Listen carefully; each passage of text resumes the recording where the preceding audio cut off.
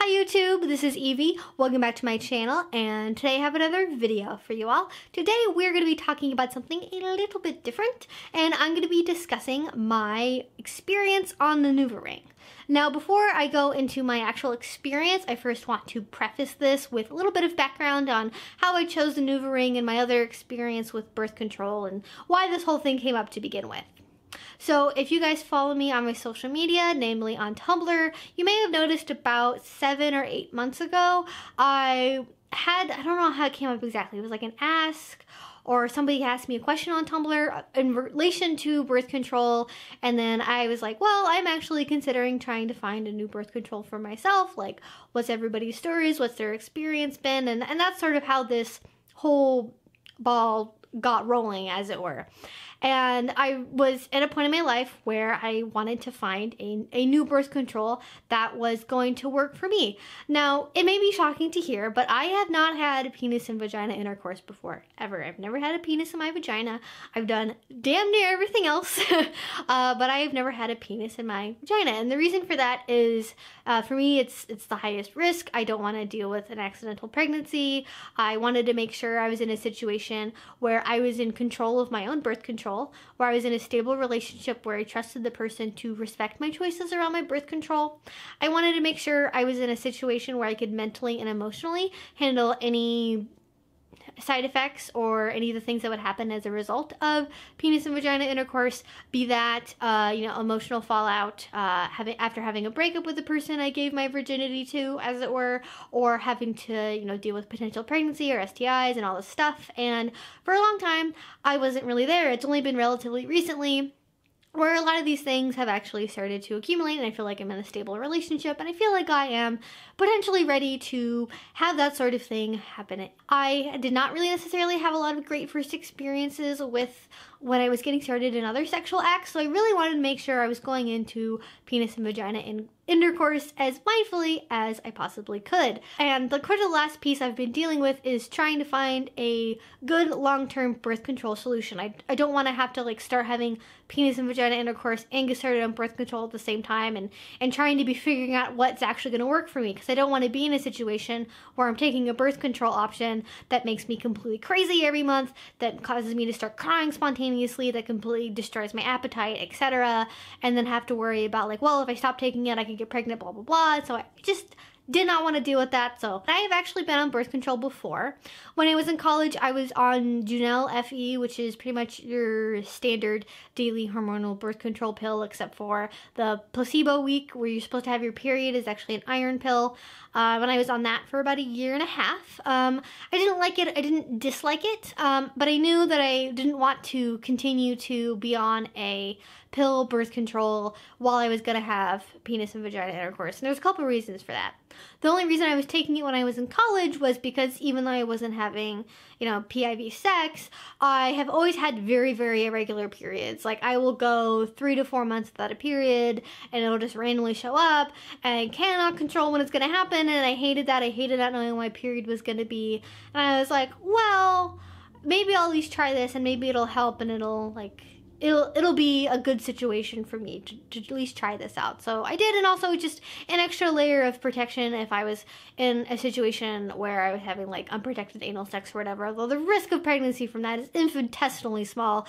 I am a very paranoid person, so it was also peace of mind for that as well. But I found when I was actually on it, I have a lot of difficulty taking a pill every single day at the exact same time. For work reasons, for travel reasons. I was working a really sporadic work schedule. My schedule of classes was different every single quarter at school, so I didn't really have any sort of a regulated ability to know I would be available to take a pill at X time every single day for, forever for it to work. I had also met and known a lot of people who got pregnant taking the pill when I was in college, and then after I was actually out of college as well. I think 3 or 4 people, and there were just so many reasons why it happened, but a lot of reasons it was because people forgot to take a pill, they took a pill late, they were taking it at the wrong time, we didn't realize it because of time zone difference or whatever. There was a lot of unfortunate circumstances that led to unexpected pregnancy, which I really did not want to experience. So I just didn't have confidence with the pill, which led me to consider some other options. A lot of my friends have been on some sort of form of IUD, be that the Mirena, Skyla, the copper IUD, etc. Those have the lowest pregnancy risk of any form of birth control, but the issue for me around that was, well, it's not permanent, but it stays in you for a really long time, and it really freaking hurts to get it put in and taken out, and I did not want to have to go through all of that if I was going to experience, you know, unending periods for months on end, or, you know, crazy experiences with my hormones and my emotions going all over the place. One of the advantages of the IUD that I have heard is because it is a very localized hormone, you don't experience those big mood shifts, but I didn't really want to have to experience something like excruciating periods every single month for multiple weeks. If there was another option that I could easily take out myself if I was experiencing adverse side effects, or something I could just stop and go to my doctor and get something else if it wasn't working out for me, or if it was going to be causing pain to my partner, if they were going to feel it when they were inside of me. And I was like, well, before we get to the IUD, although that does seem like a really good option, what are some other things I can try that aren't that and aren't the pill? So there's this shot, also called the depot, which is an injection of hormonal birth control, and the people I know who have taken it have gotten really depressed when they've taken it, like just a complete mood dive. I also really don't want to have to go to the doctor every month and get a shot, and again, once it's in you, it's kind of irreversible and you have to deal with it. I didn't like the idea of like not being able to remove the hormones if it was something, or stop the hormones if I was having really adverse side effects with it, so that was off the list as well. I was like, okay, well, what else is there? Okay, there's the patch and there's the ring. With the patch, my insurance doesn't cover it. It's also itchy, I've heard, and I was also like, well, what if it like falls off, or I scratch it off, or like whatever, and I just was like, that does not seem like the best option for me, which left the ring, which I actually don't personally know anybody who has been on the ring, which is part of the reason why I am talking about it here, but my partner, he has actually had several other partners who have been on the ring and have had relative success with it, and I was looking into it, and I was like, well, it's similar effectiveness to everything else, it's somewhat localized, and it's something I can remove easily on my own if I'm having really bad side effects with it, and also it's covered by my insurance, so yay! Let's look at that. And I went to my doctor and I got a prescription for it, and I have been on it for 6 months. But before I get into the story of my experience, I'll at least show you guys what the Nuvaring looks like, because I realize I have a relatively diverse audience, and not every country in the world or every language in the world potentially has the same term for this, or maybe you guys don't even know what I'm talking about at all, so I'll just show it to you. This is the box that it comes in. This part here is like where my information, like my address and shit was on, and I was like, let's not show that to YouTube, so I took it off. I actually get them in packs of 3, and I'll get more into that later when I'm talking about my experience with this, and there's a bunch of instructions on the back. Basically, when you get this, you can keep it refrigerated. I live in a temperate enough climate to where I'm not really worried about this getting over the recommended degrees Fahrenheit to degrees Celsius it's supposed to be at, but I do like to keep this in the fridge because it keeps it in a consistent place and it's dark, so it's not going to be exposed to sunlight, which is something that can decrease the effectiveness, and it's also not getting exposed to you know, high temperatures from a heat wave or something if it's in my fridge. So I keep it in there, and like I said, I do get it in a pack of 3. You can get them in single packs too. Actual inside the package, you get this little like, this could be ASMR, I guess, I don't know. But they keep it in little foil packs like this, where you rip it off, there's more instructions on it, and then they actually give you a pack of little stickers you can put on this, so you can see like the date you put it in, the date you're supposed to take it out. I keep this with me in my purse, so that way if I need to take it out, which I will talk more about later, I have the option to take it out, and I always have a safe, clean place to put it, and then I can rinse it off with cold water before I put it back in. But this is just so I always have a place to put it if for some reason I would need to take it out. Now, I do actually need to replace my ring tomorrow, so I'm going to go ahead and open this so you guys can see what a ring looks like and get an idea of what it looks like size-wise, because that was something I was concerned about, because I didn't want to have something huge in my vagina all the time, but it's actually really small. It looks like this, you know, it's like, I have really small hands also, so it's like this big. It's not that big at all. It's very flexible, And it's just really easy. You just put it in and then you leave it in for 3 weeks. And it can be anywhere in your vagina. As long as it's not halfway sticking out, you're pretty much good. Some people, depending on how their vaginal region is constructed, may have more issues holding this in than others, just because everybody's anatomy is different. But for me, I've never had any issues with it just staying in. There are plenty of side effects to consider with this particular birth control method, and I will talk about some of the ones that I have experienced on my little Nuvaring journey that I've been on. But I'm gonna go ahead and set this down over here because we're done talking about the box for right now. So I've been on the Nuvaring for 6 months, and I was not convinced at first that this was the birth control for me. It was a very bumpy first 2.5 months I was on it. I had really bad mood swings, my appetite changed, I would get upset over things really easily, I would cry a lot, and at first I didn't realize it was the birth control, except for when I would stop and think about it, I would be like, why am I like so mad at my partner about this like dumb thing? Like, he forgot to buy this thing at the store, like why do I care about this much? Oh wait, the birth control. That's right. I mostly experienced more mood-based side effects for like the first 2.5 months, and basically what would happen is I would have like the first week I would have it in, it would be horrible, and then the second week it would be fine, the third week it would be fine, and then the fourth week I would take it out and it would just be awful because I was basically experiencing like a huge like fluctuation in hormones all at once for the period of time that I was having it out to have my period. And I was really not loving it because it was affecting my acne, it was affecting my piercings, it would actually irritate my piercings to have like this big surge in hormones happening and this big fluctuation of hormones happening, and I was really not liking it. But I had heard that it can take 2 to 3 months for your body to get adjusted to the hormone levels, so I was like, well, I got a pack of 3 anyways, so I'll just tough it out and I'll just have to deal with it because this is something I want to make sure works for me. And I ended up talking with my doctor about some different ways you can use the Nuvaring. The first way I was using it, which is the sort of standard method, which is 3 weeks in and then a week out to allow yourself to have a period. And that was really not working for me. So I did some research and I found a couple of other methods that you can use Nuvaring for.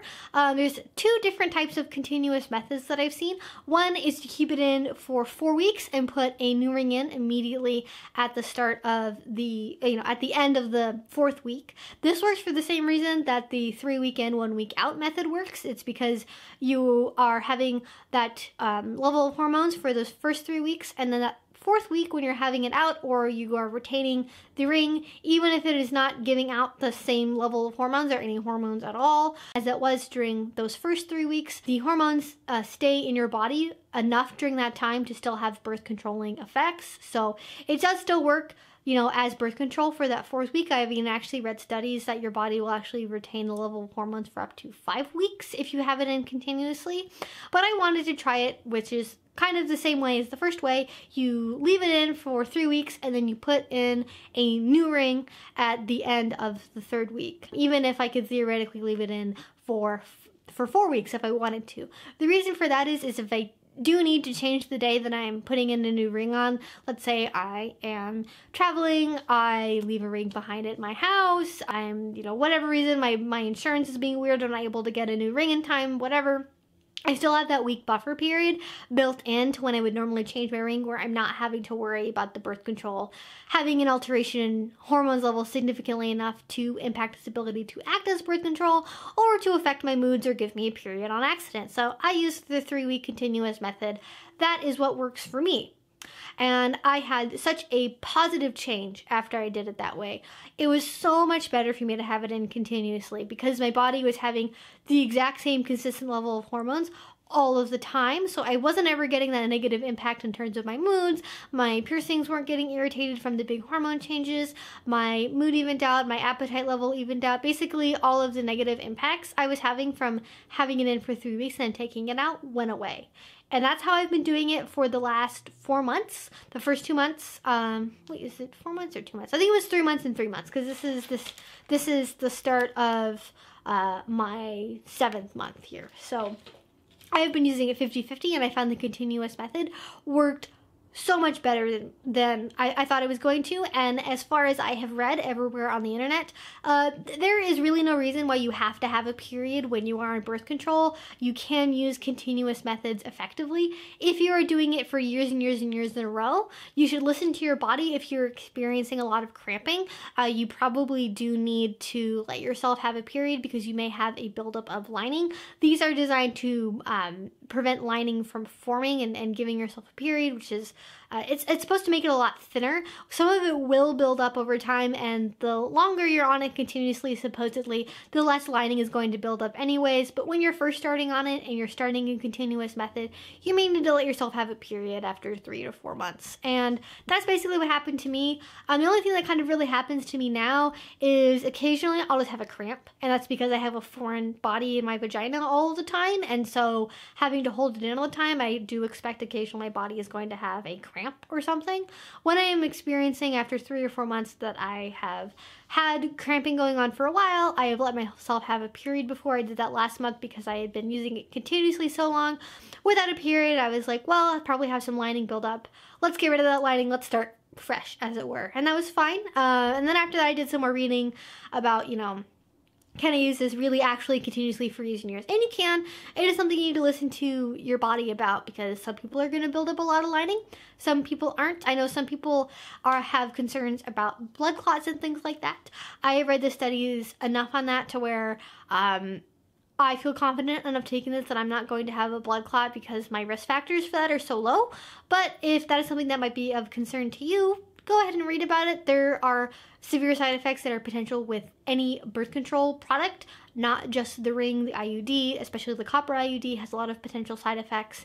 The patch does, the shot does, etc. So it's not anything that I was too worried about, although I understand that it might be for some people. Now, one last thing that I want to touch on before I wrap up this video is putting things in your vagina and having sex while having the ring in. Now, again, I have not had penis and vagina intercourse. I have not had PIV sex while I've had the ring in, and it's not happened yet. So I cannot say with surety what that experience is, but I've put a lot of other things in my vagina besides a penis while I've had the ring in. Dildos, fingers, fists, etc. have been in here while I've had my ring in, and I have not really noticed anything. I don't really experience any discomfort when other things are in my vagina that I can say is the ring.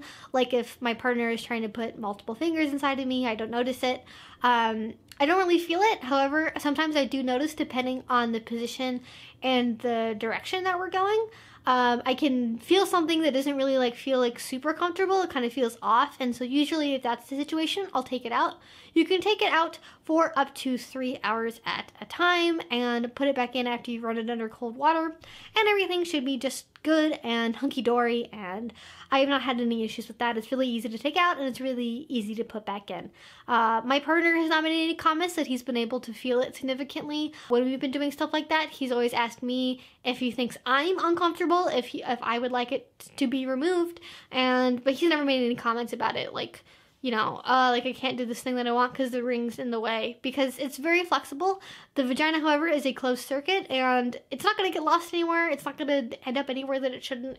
I know some people may have a fear that it's going to, if they're having a penis or a large object in their vagina while their ring is there, the ring is going to get shoved somewhere where they're not going to be able to reach it, but I've never heard of that happening. It's not going to go past your cervix. It's not going to break. I mean, there's a small chance it could break, but you'd have to be using pretty much a jackhammer in your vagina for that to happen. So that is something to be aware of. As far as I know, if it breaks, it shouldn't damage you in any way. You just need to remove it and put it in a new one.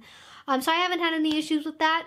You can take it out if you want to and put it back in. It's really quick and simple. When I have touched myself or I use a dildo on myself, I haven't noticed any issues with it, again, just depending on the particular position. Now, when it comes to people who do have PIV sex while they're on the ring, which I imagine is most people, I have heard mixed things about it. Some people have said that they can't feel it at all, their partner can't feel it at all, and they just leave it in all the time, and it's never a problem. But a lot of times people will also say, my partner feels it all the time, you always have to take it out, it's kind of annoying. And sort of like the IUD, honestly, a lot of people say, I can't feel it, my partner doesn't feel it, let's go. And some people say it's always poking my partner, it's always really uncomfortable. And that's just, you know, the good news is with the Nuvaring, you do have the option to remove it, unlike the IUD, so maybe it's a bit more of a flexible option for you there. But that is pretty much all I have to say about the Nuvaring. If you guys have any comments or questions, please feel free to leave that down in the comment section below. I will leave links down in the description box to some helpful places if you want to learn more about the Nuvaring from like a scientific perspective, because I'm not a scientist. I am not a medical doctor. I cannot say with a surety what its effectiveness level is, you know, pregnancy rates, all that stuff. So if you want to learn more about that side of the Nuvaring, I will leave links down below. If you guys want to find more from me, links to my social media in the description box. If you want to and you haven't already, please do subscribe because I make videos twice a week. If you want to support this channel, I do highly recommend you check out my Patreon. I will leave a link to that down below as well. That is what allows me to make more videos like this. This is what allows me to make better videos with better sound and better quality. So thank you guys so much for your support and your help. It has really meant so much to me. So thank you again for that. And until I see you next time, have a great rest of your day and a great rest of your week. Bye-bye.